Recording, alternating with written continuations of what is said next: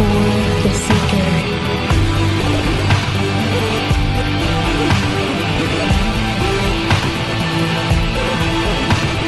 And hello everyone, welcome back. I'm Henrik, and it's nice to speak to you once again. This is Red Eyes Radio. We're marching forward with many of our conversations that we have each week on a number of different topics in order to learn more about them, check out their validity, and the people behind the research.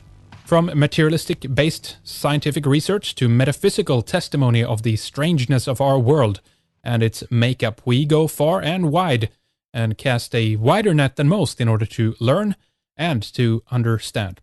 Today we are talking with Russ Baker. He is an investigative reporter and the best-selling author of Family of Secrets, The Bush Dynasty, America's Invisible Government, and the Secret History of the Last 50 Years, which features numerous chapters containing original research on the assassination of John F. Kennedy, Watergate, and other improperly explained U.S. national traumas. He is the founder and editor-in-chief of the news site WhoWhatWhy, which frequently covers new developments on deep political events. He has been a contributing editor of the Columbia Journalism Review, and he has written for the New Yorker, Vanity Fair, The Nation, the New York Times, the Washington Post, and dozens of other domestic and foreign publications. We are going to begin to discuss journalist Michael Hastings' fiery end in June earlier this year. A couple of more things on our plate today: Syria and the similarities to Libya, NSA surveillance, the Saudi connection, and more on JFK. Well, hi Ross, welcome back, I should say. It was a couple of years ago now, but it's good to have you on once again. Thank you. Thank you very much. You bet. Now, so it's almost 5 months ago now since Michael Hastings died in that, car crash, we should say, in Los Angeles, and we shouldn't be too specific yet, as we want to ask you more about this, but as investigations have continued and more information has come to light, it's, for example, recently showed through a recent FOIA request that the FBI actually was investigating him or had a report in terms of his reporting, a file, if you will, on Hastings. More analysis of the videos that were available have been coming in, toxicology reports, etc. I wanted to ask you, since you've done some good reporting on this over at WhoWhatWhy.org, what do you think really happened, and what is the most plausible scenario when it comes to journalist Michael Hastings? It is a very complex story, and one of my hopes, and I think one of the things we're going to try to do at WhoWhatWhy is to stay with these things over the long haul, because, you know, that's a criticism, I would say, of much of the media, that stories are only covered in a moment, and then the public gets no sense of what happened afterwards. So this thing is going to unfold over a long period of time. But the basics of the story are that Michael Hastings was a journalist working for a number of different publications. He was very, very gutsy. He was clashing with what you might call the military-industrial complex pretty brazenly. And to an extent that very, very few high-profile American journalists do or have ever done, and really came to public acclaim or notoriety when he went to Afghanistan, spent time with General Stanley McChrystal, who was running operations there, and for Rolling Stone magazine, and related how McChrystal and his associates were disparaging President Obama and Vice President Biden and so forth. That basically put Obama in a position where he was forced to fire this very well-known and maybe well-liked general. It caused a huge sort of explosion of interest in that. In the ensuing years, he went on to do all kinds of other stories. He was looking at the General Petraeus and what happened to him. He was looking at all kinds of things on the national security front. And one of the things, Henrik, that he became very interested in was the story of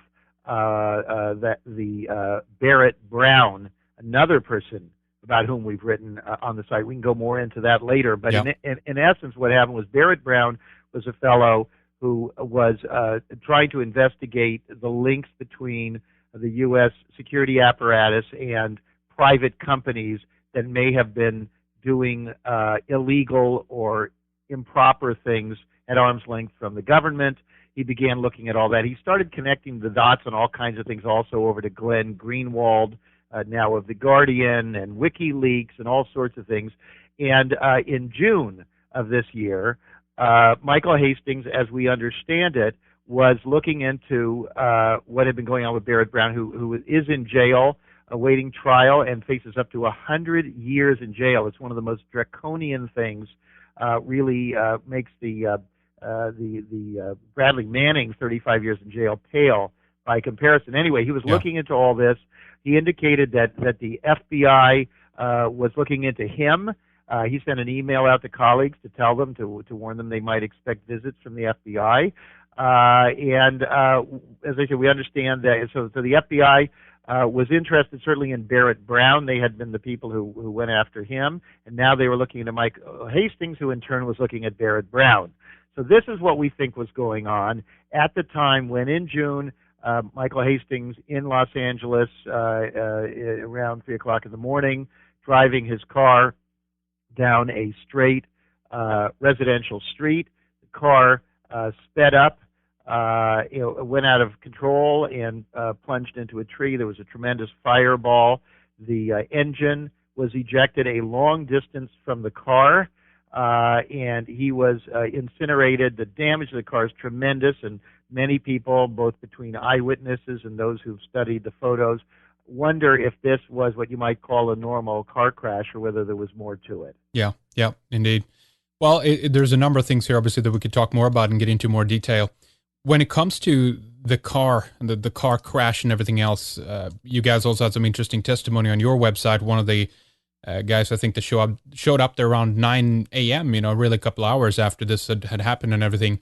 And it seems I've heard conflicting reports on this, and I mean, that's understandable. That's what happens. Either if you see half of it, or even if you see it from the beginning, sometimes because it's a emotional thing to witness, it would be difficult to exactly pinpoint how you saw it and everything else. But there's some video of parts of this, and it seems in some cases that some people have reported that the car actually, just as you said, obviously sped up first, but in some reports it's been that the car first caught on fire, and then, or even a loud explosion happened, and then started to really swerve, and then later hit the tree. Have you been able to pin down any clarity in terms of this? We have not. One of the problems with these sorts of stories, and in today's internet-driven environment, is that there's so much stuff that's posted, and then a news organization like WhoWhatWhy, which wants to both be fearless and look into everything, but also be extremely responsible. We have to vet all of these things. We have to check them out. And, with limited people and limited resources, we can't check it all out. We do know that there are people who say that they perceived an explosion slightly before the impact. Now, what does that mean? Well, it's hard to say because, as you pointed out, Henrik, there are lots of issues with eyewitness recall. That's a separate area of debate, really, in general. Yeah, it is. Now, there has been also consequent reports that Michael himself, I guess the term is that he feared that his car had been tampered with. Anything to add to that? Yeah, I mean, we did report that, and at least somebody who knew him is on record as saying that he told her that. He was scared, he was stressed, and he was talking about needing to get out of town. Also, I should mention, by the way, that one of our former top national security officials, the counterterrorism advisor Richard Clark, is on record as saying that he knows for sure that it is possible to remotely hack a car now, particularly late model cars. Yeah. I'm not an expert on the science on that, and we're still trying to learn more about that. But it is clear there have been enough things coming out to indicate that at least the potential exists to do something like that. And so certainly when you combine these possibilities that there was an explosion before the car hit, if you raise the question of the fact that just normally people don't have one car accidents, and there would have to be a lot of extenuating circumstances for that to happen. The fact that he was scared, that he was worried that someone tampered with his car, that he was under a lot of pressure, that these agencies were looking at him, that the military, some people in the military had a long-term grudge against him for supposedly destroying General McChrystal's career. When you put all of these things together, there certainly are reasons to be concerned. Now, on the other side of the balance sheet, there are reports, and we've been speaking with his family, not on the record, but we've been speaking with them to try to understand these things. He is a complex figure, and we do know that he had, over the years, some issues with certain substances, whether it was alcohol or certain types of drugs. Right. And, of course, when an accident like this happens, the first thing that establishment entities do when they want to tamp down any kind of speculation is they point to the person's known defects, if you will. And it's quite interesting because somebody pointed out to me that a former top CIA official is on record many years ago as talking about a syndrome where when you want to remove somebody, you look for exactly those things so that when something happens, people will point and say, yes, but he was known in the past to have a drinking problem. Yeah. Therefore, that must be the explanation. And so I think it's really important in these situations to be very, very judicious, to not ignore some of these issues about him, but also to accept that we don't think he was drinking and we don't think he was on drugs at that time. And there were all of these other things going on. Well, indeed, exactly. There's more I want to ask about in terms of the potential hacking, but if we stick to the toxicology report that came out as well, apparently then they said that there was traces of, amphetamine, marijuana, etc. He did have I think what do you call it, a medicinal marijuana card, I think, on him, and etc. Allegedly, this was even because of his, post-traumatic stress, what he had experienced in Afghanistan, I believe. But nonetheless, what I read from some of the articles on this was that they still didn't believe that there was enough, to be responsible, I guess we should say, for the accident, amphetamine, etc. What's your take on that? Well, that's right. In fact, the Los Angeles police and coroner, as I understand it, and I did not write our articles on this, but I'm an editor here, and so I have a pretty good following of the details. They did state that these residues would not have been a cause of an accident, when somebody's dealing with PTSD from covering these combat things, and you have to know that his girlfriend died in Afghanistan. I mean, he's been through an awful lot. Yeah. That those things would explain why somebody might need various forms of medication.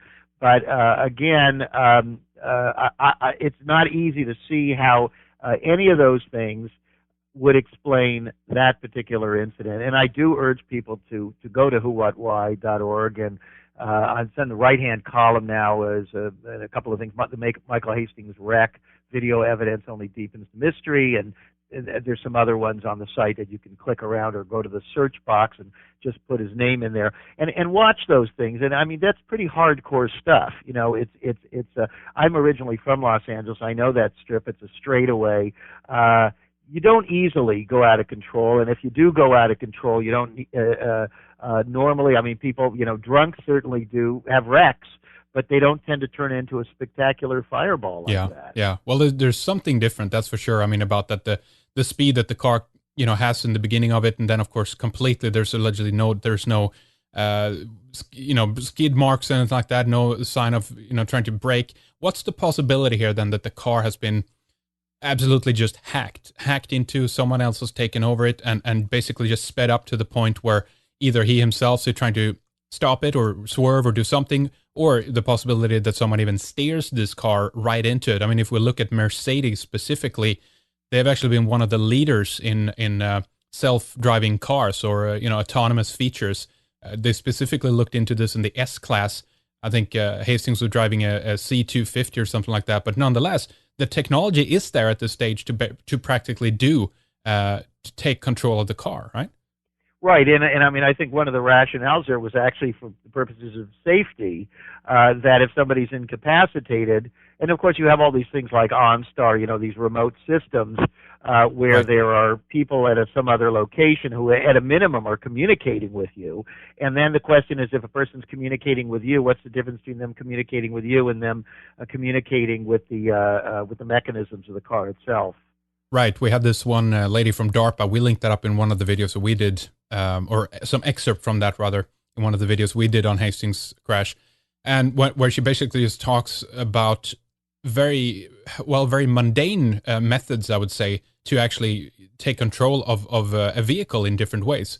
From a CD-ROM in some cases, where there's a layer underneath the music that actually takes control over the car, and then of course all these other features that has to do with the wireless systems in the car. That's right, and so I mean, the possibilities range from something running through the computer system of the car to something simply put in the car, whether it's a timer or something else. And of course, that's an older technology, and that's much easier to do. Yeah, yeah. Now, okay, so we have those things as possibilities there. I guess one of the things we should get a little bit more deeper into is why they really would target Michael Hastings in the way they did. And of course, you've outlined a little bit already in terms of his previous work and some of the things that he was involved in. But have you come across any other cases like this before, Russ, in terms of basically taking out someone that you basically don't like the work that they're doing in this way? This takes me back to thinking about national traumas involving potentially the security state way back.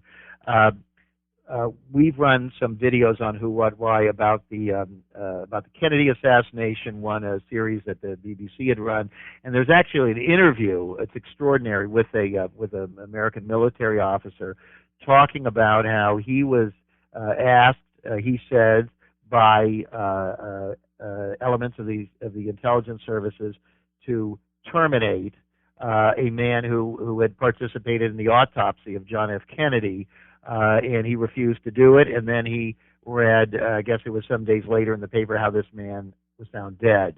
And this man is not a crazy man. He's a man with a distinguished record in the military, well regarded, nothing flaky about him. And there he is on camera breaking down, crying, and talking about this. And there are many, many examples where people say that they know of things or they were approached about it. And there is no question that for any kind of security service, their job, or at least their perceived job, is to maintain security at all costs and maintain stability at all costs. And when anybody is perceived as destabilizing somehow, and if you go back to, say, the death of Martin Luther King, we know that J. Edgar Hoover, the head of our national police, the FBI, was constantly talking about how King had become a problem and had to be taken out in one form or another. And so it's not fantasy to seriously entertain the possibility that individuals or entities or organizations that are viewed as somehow problematical for the so-called stability or national security or the security apparatus, that they would become targets. There is no reason to consider that as a kind of an irrational notion. Yeah, indeed. And Michael Hastings had been specifically outspoken about recently anyway, about the restrictions of the freedom of the press in the U.S., saying that basically the Obama administration was running a war, quote-unquote war on journalism, and this is basically all across the board within the press in the U.S., from Fox News to MSNBC, and different outlets have been targeted in different ways by the administration. What's behind that, do you think? Well, one of my themes in my book, Family of Secrets, particularly, is looking at American history over a long period of time and looking at all these different presidencies. And what you see is that presidents, unless they are of a particular stripe and that they themselves come out of that kind of military-industrial apparatus, academic, business, corporate, banking, oil sort of conglomerate, unless they kind of come out of that and are very, very loyal to that, they're already facing a problem the minute they come into office, because there is a pattern of policies and behavior that, whether it was Dwight Eisenhower, a general, or Kennedy, or Richard Nixon, we see all of these people, Jimmy Carter, they all to some extent tried to resist this sort of inexorable process of the same policies being continued that I think can be argued benefit a certain element more than others. And I think you have that in every country, that there are elites, there are circles of wealthy and powerful people and families and companies and what have you, networks that dominate. And we have that here in the United States. And so these presidents are limited. And so I'm not a fan of getting into, is Obama a good man or a bad man, because I think it's essentially irrelevant. Yeah, well, I understand that point. You know, and we have an article on WhoWhatWhy. I think it's called Obama. Oh, those strange. It's called something like the strange threats to Obama. I think you just type that into the search box. This will come up. And this is about how all these weird things started happening to him when he began challenging the national security apparatus. He wanted early on. He said, "I want to get the American troops out of Afghanistan," and immediately he was faced with all of these leaks to people like Bob Woodward at the Washington Post, traditional allies of the military-industrial complex, leaks saying that people in the military are worried that Obama doesn't know what he's doing, that this runs completely against the consensus of the smart and knowledgeable people.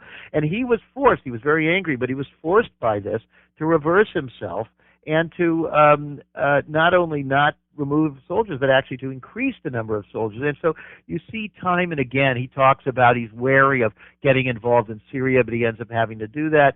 And so, I think that these people,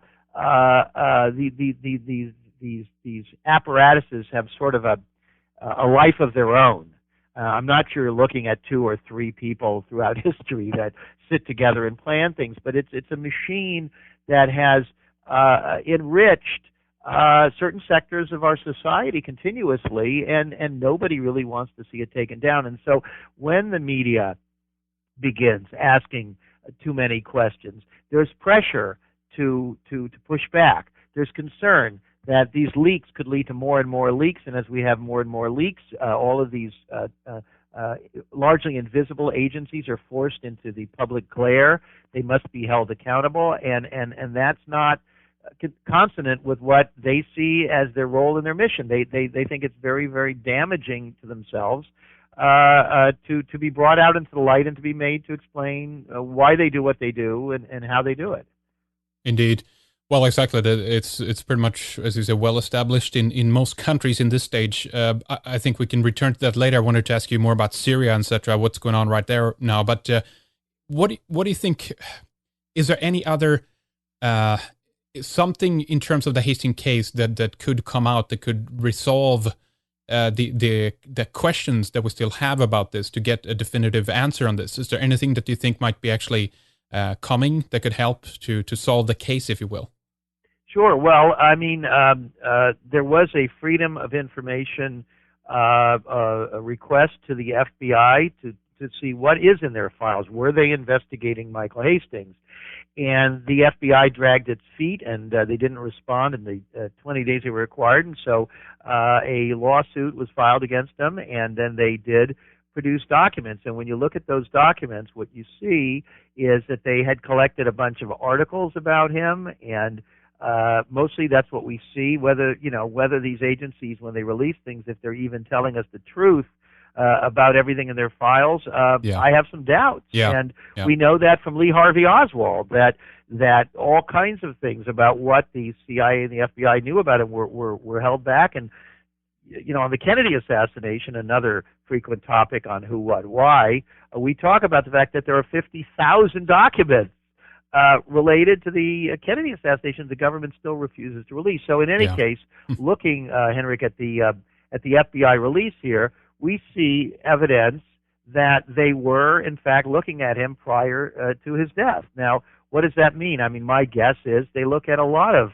journalists who are digging into areas of concern to the FBI. But it is interesting that if you look at the actual FBI documents, they're almost entirely blocked out. I mean, this is what I've seen throughout my career, looking at so-called national security documents. So, I mean, I'm looking at one here, to Washington Field, from Washington Field, regarding blank, Yeah. Then it says 6/11, 2012. So that's already a year before his death. And then it says, there's a giant blank, and then it says the originally stated intent of the article talks a little bit about General McChrystal, and then it says recently finished reading one of Hastings' articles or books. So they're talking about somebody else was reading about Hastings. What does that mean? Were they looking at Hastings, or were they looking at the other person?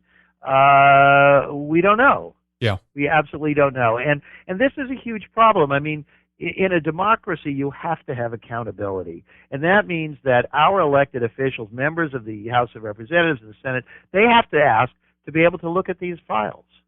No, but it's all national security. That's it. And then they get away with that. They can just redact everything out of these documents.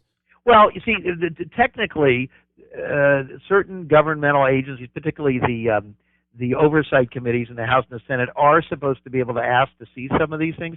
The problem, and here's where you get the catch-22, they are prohibited from publicly talking about top secret things. Right. So they can look at top secret things. And it's very, very interesting because Ron Wyden, a senator from Oregon, who's probably the most outspoken and I think really quite an honorable man in trying to expose all of these things about the surveillance and everything else, he says that the government's lying about some of these things, because he says, I've seen things that contradict what they're saying, but I can't tell you about that. Yeah. Well, there you go. What does all of this has to do if we connect it with the larger picture? Let's say, and as you alluded to earlier, it could be that Hastings, of course, was working on something, a bigger piece in some way here. But we have the issue of surveillance really coming to the surface in the last few months here with NSA. You mentioned Barrett Brown. There's a number of these scenarios. What is happening in the bigger picture right now in America, do you think, with all of this? Oh boy, and also, by the way, I should say that Hastings, we think, was also looking at the current CIA director. And again, that's a subject we've been covering quite a bit on our site. WhoWhatWhy looked at the way that General Petraeus, who was the previous CIA director, that he was brought down. You'll remember in a big sexual scandal with Sure. again the Yep. CIA and the FBI involved, and it's a very strange story. It's not even clear why he had to leave his job, what that had to do with anything, and so all of these players, the man who's perhaps involved in some of these things. When General Petraeus goes down, then he becomes the head of the CIA, the position he's always wanted. He has a long history of very close relations with the Saudi regime, with the oil industry. I mean, there are big money things in play here. And I think that's when things sound very, very complicated. The way to simplify it is, in every country, you have those who have tremendous financial and power motives, and they don't need democracy, because what is democracy? Democracy is the ability to say what you want and to have some kind of ability to affect your fate. Well, when you're very wealthy and you're connected and you can get whatever you want, you're set. And so your problem is the deck is stacked in your favor. You've already got an advantage, and what you definitely don't want is the majority figuring out how the playing field is tilted and correcting it. And so I think what we're seeing in the United States and also in other countries, including Britain, which is, I think, very involved in all of these things, and to a lesser extent countries in Scandinavia and the Netherlands, elsewhere, that where their governments have cooperated with the United States and Britain on some of these initiatives, is that we're all being put through a kind of almost like you'd say a constant terrorization, this notion that there are bad people out there in the world who are dangerous to us, and therefore we must turn to Daddy.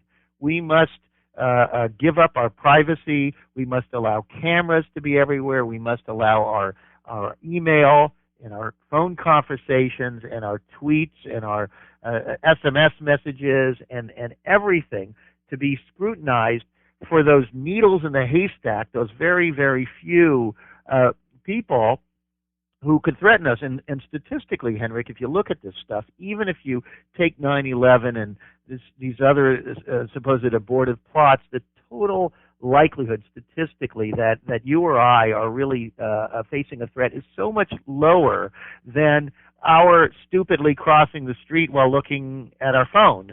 Yeah. And they don't talk about that. That just the likelihood is so remote that it's not really.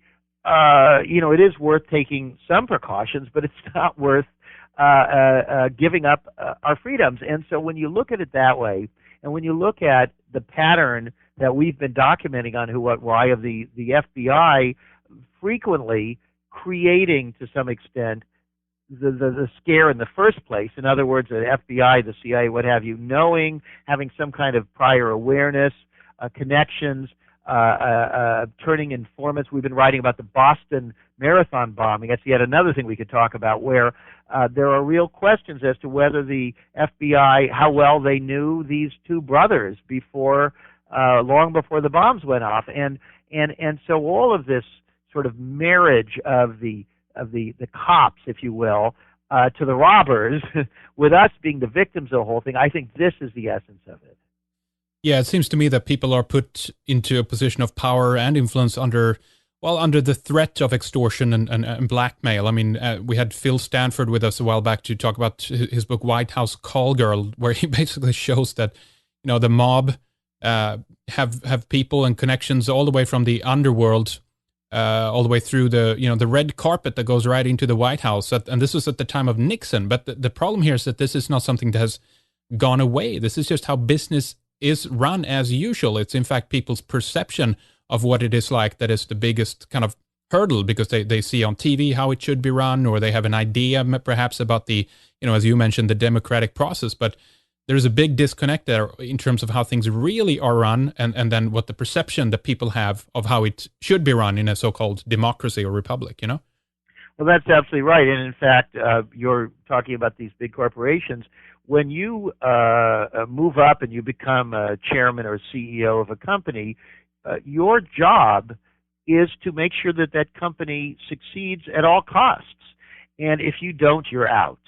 And so it's not a matter of making moral judgments, but once somebody goes to an expensive university and, acquires debts and then maybe gets an MBA and so on and so forth, and then an expensive family and an expensive house and an expensive car, they are stuck. And they're on this track where they need to move up and they need to keep making more money. The more you move up, the more you have to be able to produce the sort of guaranteed profits and the high margin and so forth. And so at that level, it is all about taking care of any threat that comes at you, however you have to do it. And if one talks to people who run the big companies privately, they will tell you that I'm sure they won't admit to any kind of crimes, but they don't have to. They know people who know people, and problems are made to go away.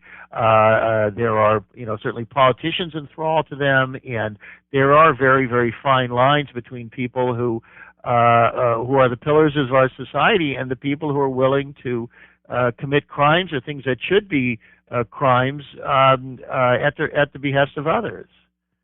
Certainly. Now, is there anything more we can say about Barrett Brown, the case there, what actually happened there for those who don't know, and if it indeed does connect with Hastings in any way? Sure. Well, the Barrett Brown case is a little bit complex. I'll do my best to sort of boil it down. He was a freelance journalist, written for a number of publications, clearly a journalist, and they sort of try to describe him as kind of a hacker or something, suggesting he's an outlaw. But he certainly was a journalist, and with a passion, and he did a tremendous amount of research on the growing national security state and the connections between it and private companies, law firms and things that were being contracted and were doing things that the government itself couldn't or wouldn't do. And so one of the things that he did was someone, not him, someone had hacked into the files of some of these entities and found tremendous numbers of internal documents and then posted them. What he did was he linked to the posted documents, And he also worked with a thing called Project PM, a large group of volunteers that then were committed to look through these thousands of documents and see what was in them. And then he wrote about that. And so in order to prosecute him for this, they basically had to try to sort of implicitly make him out to be like a hacker, somebody who was obtaining stolen property. But the reality is that all of us in the media, we don't pass judgments on who got the material, how they got it, where it came from. We try to assess it. And so on Who, What, Why, you'll see that we have partnered with WikiLeaks in a number of cases where we in no way were involved in obtaining or encouraging the obtaining of documents. But once they are out there, we look at them and we try to provide a public service by contextualizing them, figuring out if they're accurate, and if so, how much or what they mean. And I think that that's what Barrett Brown essentially was doing. But you see, because the FBI, he perceived them as harassing him, and they came looking for his laptop, and they went to his mother's house, and they were aggressive there, and then he became angry at the way he treated her, and then he made a YouTube video in which he seemed to be sort of threatening one of the FBI agents. Well, boy, when you do that, I mean, he just did that as an authentic, I think, feeling of a guy for his mother. But when you do that, now you give them the fodder, and now they can come after him, really come after him criminally. And so he faces a variety of charges from that to the posting of the documents themselves, and literally faces up to 100 years in jail. He's sitting right now in I think it's Fort Worth, I believe, or Dallas. He's sitting in a jail cell there. Mm-hmm. And you know, this is the kind of thing that we all should be talking about, and we all should care about, because those people, whether it's him or it's Snowden or it's Bradley Manning or something, these are people who don't seem to be seeking personal gain. They took tremendous risks because they felt that there was some vital public interest in knowing what the government that supposedly works for us and answers to us, what it is doing. Yeah, indeed. Now, before we proceed in some of the topics and talk more about Syria and such, what's your, if we can get a kind of a conclusion, I guess, on Michael Hastings, and if he was murdered by people who basically do not want to have guys like that around, what does that tell us about the future of journalism? Is it something that scares you in terms of how things are being run on this level? Yeah, well, let me put it this way on the Michael Hastings thing. I'm agnostic as to whether it was an accident or not. I think we need to do more reporting, and I don't think it's responsible to speculate about that. But I will say this. There's no question that his death sends a chilling message to other journalists that Bradley Manning's being jailed for a long prison sentence sends a chilling message to other would-be whistleblowers in the military, that them saying to Snowden, that they're chasing him around the world, that he has to maybe spend the rest of his life in some foreign country, that anybody who is a contractor for the national security apparatus who provides things. The message is very, very clear in all of these things. You better not break rank. You better not reveal what you know. And I think that in itself makes it incumbent on us, A, not to become more scared and to comply, and B, to look at things like whether it's the death of Michael Hastings, whether or not he was murdered, to look at the prosecution of Barrett Brown, to see whether they're really just going after him to send a message in to be vindictive. And by the way, I mean, one of the things he revealed that I think was one of the most important was that a private company contracting with the federal government had proposed a plan to spy on Glenn Greenwald, now of The Guardian, mm-hmm. and to try to ruin his reputation. And, right there, I think the public ought to be up in arms and say, we don't want our government and we don't want our tax dollars financing the ruination and the blackmailing of people who are only being patriots. Yeah, indeed. Regarding NSA surveillance and all of that's been coming out here in the last few years, really, but more so the last 6 months or so. Are you surprised that people are shocked when it comes to when it becomes known, rather, that they are spying on everything and everyone that they can with their incredibly expensive toys and sophisticated infrastructure, cyber command and all that stuff that's been built up in the last years. When I learned about that, it was like, yeah, that's why they built all that for that mega center up in Bluffdale, was it, in Utah? I mean, it's like immense infrastructure and billions of dollars are being poured into this. That's what it was designed to do, right? Yeah, and decades ago, I was reading about facilities in England and in New Zealand and other places where they had these, giant satellite dishes that were supposedly sucking in tremendous amounts of telephone traffic. Yeah. James Bamford, author of all those books over the years about the NSA, he's known about this stuff. I think the issue is this.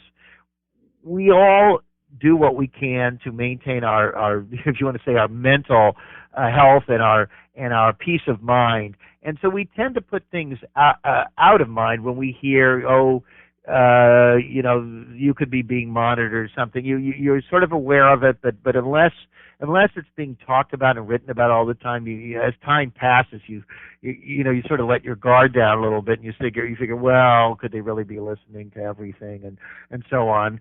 And so I think the main function, among several of the revelations from Snowden, was to show us, first of all, that indeed this stuff does go on, show in maybe some more detail how it operates, to show us that they have been dramatically improving their capacity and their technological infrastructure for this kind of thing, the extent to which they're able to do this, and also sort of the propaganda value. Some of these things reveal how they would say something to, say, Congress that on the surface might seem true until you know more, and then you realize that they're really misleading them. So I think that yes, you and I say we know all of this, but I think it's a wake-up call. I do. Yeah. Before we switch over here later, we're going to talk more about Syria and Libya and also the upcoming 50th anniversary of the assassination of JFK.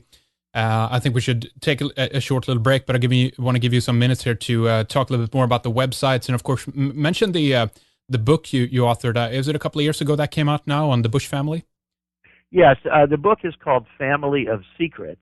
That's really all you need to remember, Family of Secrets. The subtitle on the paperback edition is long. It's The Bush Dynasty, America's Invisible Government, and the Hidden History of the Last 50 Years. It's really about much more than the Bushes. It's really about the interconnection of all of these kinds of events in the same way that we're trying here ad hoc to sort of correlate all these connected things. Many of the major things that happen in history are not the way the media present them. They're not isolated things. They're all connected. Watergate, the Kennedy assassination, the Bay of Pigs invasion, Iran-Contra. When we study those enough, we see the same players and the same institutions involved again and again. Family of Secrets is about trying to bring it all together. Tremendous amount of research, lots of footnotes and documents. That book came out, actually, now it's several years. It was 2009.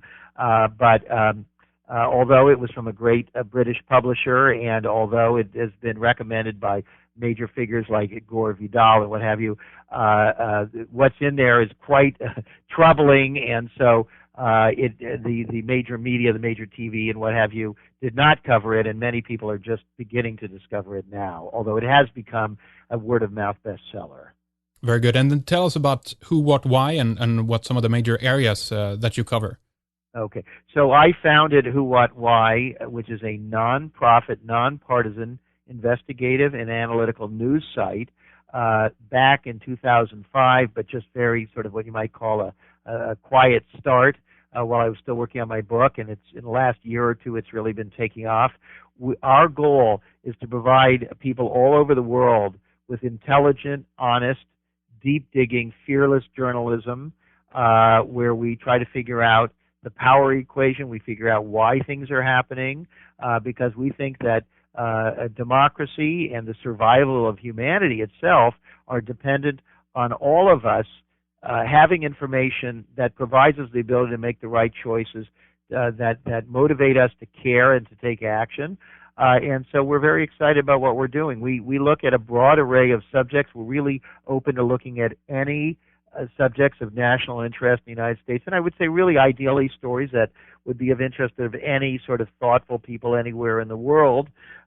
We are entirely, we don't take any ads or corporate money. We are entirely supported by ordinary people who send us donations or sign up to be a monthly sustainer. We're very happy to have that formulation. We'd love to have more support so we can hire more reporters and open bureaus around the world. But we're excited by what we're doing, and we're really just getting started. WhoWhatWhy.org or WhoWhatWhy.com. All right, very good. We're going to have those links up on the website. Check out the book as well. We're going to have that linked up. We're, of course, much more to talk about here with Russ Baker. So stay with us, everybody. We're going to take a short break, and then we'll be right back with more. You know, the majority of what we produce, we do for free for everyone to download or stream from our website. You can subscribe to our RSS feeds, and we spare you from commercial interruptions. And we have an ad-free website. You can also follow our busy news section and also Radio 314. And then when you want to hear more, the continuation of most of our programs, the second hour, we have those in our archives at redicemembers.com. Sign up for a membership and get access to all our previous programs, and this includes films, videos, commentaries, and much more. As we proceed with Russ Baker in the second hour, we'll switch over to discuss Syria and the striking similarities to how the situation in Libya went down, with the exception of how Russia responded, of course. We tie in NSA surveillance, the Saudi connection, and then later we move on to discuss the upcoming 50th anniversary of the JFK assassination. We have much more coming in the next few days. On Wednesday, Radio 314 with Daryl Becker. And on Friday, Stephen and Evan Strong from Australia on some pretty controversial claims regarding both archaeological finds and glyphs in remote locations down there, and some of their conclusions on those. Check out redicemembers.com for much more. I hope to see you there. Thank you for listening.